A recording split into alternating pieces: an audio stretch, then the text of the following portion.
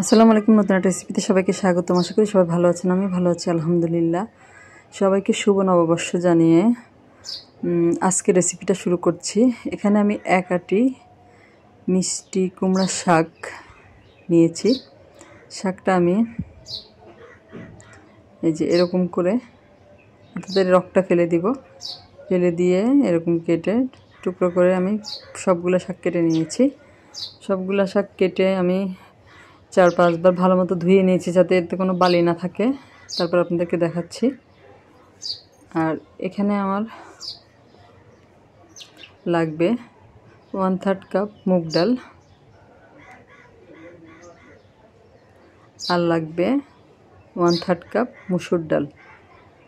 ডাল দিয়ে আমি আজকের এই মিষ্টি কুমড়ার শাকটা রান্না করে আপনাদেরকে দেখাবো। এটা কিন্তু খুবই মজাদার একটা রেসিপি। আমি ডালটা 3-4 বার পানি দিয়ে ভালো মতো ধুয়ে নিয়েছি। একটা প্যানের মধ্যে দিয়ে দিলাম ডালটাকে।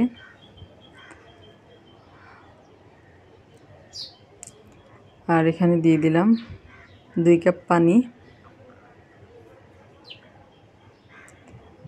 আর এখানে 4-5টা কাঁচামরিচ ফালি করে নিয়েছি, ওটা দিয়ে দিলাম। 2টা মিডিয়াম সাইজের আলু এরকম করে কেটে নিয়েছি, ওটাও দিয়ে দিলাম। আর এখানে আমি 1টা টমেটো কুচি ব্যবহার করেছি। আর দিয়ে দিলাম 1টা পেঁয়াজ কুচি।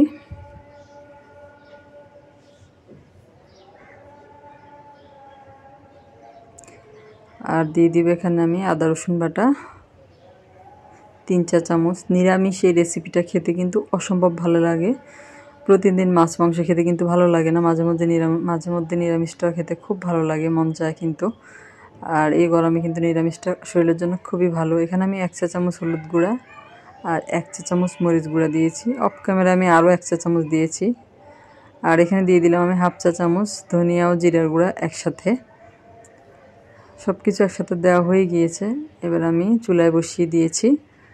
দিয়ে একটা স্প্যাচুলা দিয়ে নেড়ে চেড়ে সব কিছু একসাথে মিশিয়ে নিব। আর দিয়ে দিলাম এখানে আমি প্রায় 1.5 টেবিল চামচের মতো সরিষার তেল দিয়ে মিশিয়ে নিয়েছি। ঢাকনা দিয়ে ঢেকে আমি ডালটা সিদ্ধ হওয়া পর্যন্ত রান্না করে নেব।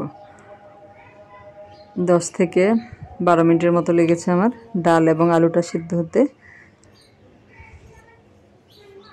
ডাল এবং আলুটা যখন সিদ্ধ হয়ে যাবে তখন আমি আগে থেকে কেটে ধুয়ে রাখা মিষ্টি কুমড়ার শাকগুলো দিয়ে দিব।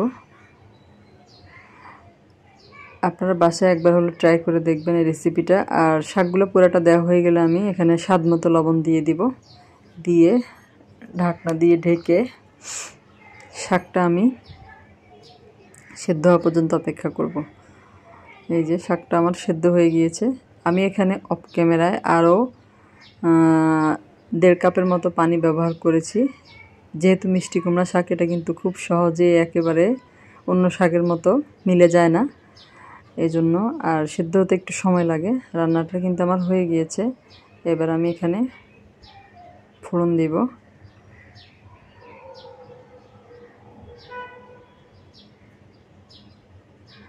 ফোড়ন দেওয়ার জন্য আমি চুলায় একটা প্যান বসিয়ে দিয়েছি।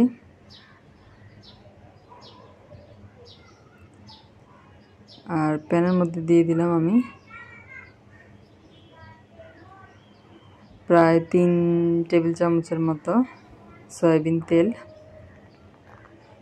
আর দিয়ে দিলাম আমি 2টা পেঁয়াজ কুচি আর বড় সাইজের একটা রসুন কুচি।